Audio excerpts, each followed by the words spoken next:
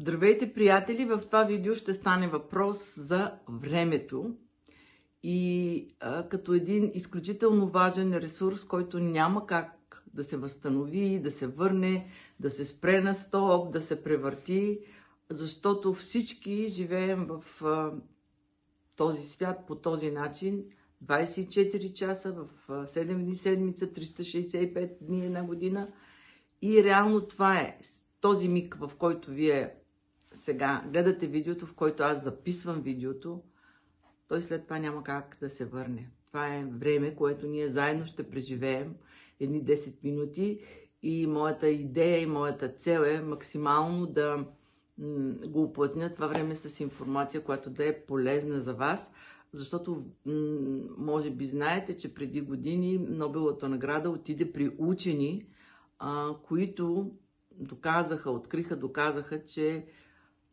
за различните хора времето тече по различен начин, въпреки че сме ограничени в тези рамки. Как става това? Става това с тази по-голяма активност и с възможността да се свършат повече работи за едно определено време. Така че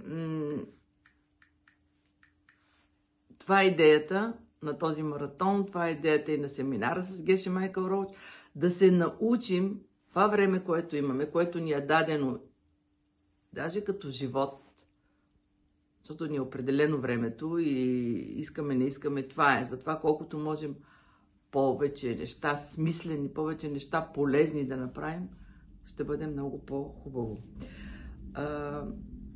Конвенционалните методи, които се прилагат в живота ни, са тези, които понякога работят, понякога не работят, както сме слушали в другите ни маратони, във всички други семинари на Геше Майкъл Роуч. Тук не се прилага философията на семената. Тук просто ние знаем принципите, които се използват и при които резултатът е такъв, какъвто ние го предизвикаме. Може да стане, може да не стане. И идеята за това видео е във връзка с подреждането на нашия дом, на нашия офис, въобще подреждането около околното пространство около нас, което изключително много влияе на подреждането на нашия ум и съответно това пък дава възможност за определено кратко време, когато ти си с ясна мисъл, с чист ум, за определено време да свършиш повече неща, отколкото преди това. И тук идеята ми е да ви разкажа. Аз, между другото, съм правила 3 такива видеа, ще ги сложим отдолу да ги погледнете по-подробно. Вдъхнових се от среща на Геше Майкъл Роуч и Мари Кондо в Япония, в Киото, по-миналата година, мисля, че беше, в която среща, много интересно, беше преплетено философията на пустотата, на медитацията, това, което Геше донася до нас, чрез ума, как ти медитирайки или концентрирайки се върху нещо, или въобще осъзнавайки колко е важно състоянието на ума ти, можеш да подредиш повече неща, да свършиш повече неща от този списък, който конвенционално ние пишем като задачи, да ги свършиш всичките. Или до такава степен умът ти да е наясно, че ти да запишеш тези, които са най-важни. Даже да не записваш 20 задачи, а да запишеш по-малко, които ти знаеш, че ще свършиш и те ще доведат до свършването на други задачи. Така че това беше една интересна среща. От една страна Геше, който казва, ума е много важен, от друга страна Мари Кондо, много известна японска дама с няколко книги, с сериали в Netflix, изключително милионерка, изключително красива, елегантна млада дама, която е открила принципите на подреждането. По какъв начин така да подредиш нещата около себе си, че те да са трайно подредени и да не се налага непрекъснато да чистиш и да подреждаш. И това е едно непрекъснато затормозяване, че ти трябва да го свършиш това нещо. И реално това, срещата вървеше, говори Геше Майкъл Роуч, след това тя говори и ти виждаш колко е взаимно свързано това нещо, подреждането на пространството около тебе, независимо дали е вкъщи, дали е даже колата ти и състоянието на ума ти. И как, когато ти подредиш и всичко е наред, умът ти е спокоен, умът ти е ясен, умът ти е остър и в същото време, когато пък той е ясен, остър, чист, нали, бодър, той може да види с едно движение какво да подреди. И толкова се вдъхнових, че след като свърши, това беше, те ги правят обикновено в края на годината, около Нова година, имахме няколко дни естествено почивни и неработни. И толкова се вдъхнових, че реших да го приложа това нещо. И най-интересното, че си бях купила нейната книга много отдавна. На руски си я бях купила. Между другото, ето е нейната книга тук, само че е на руски.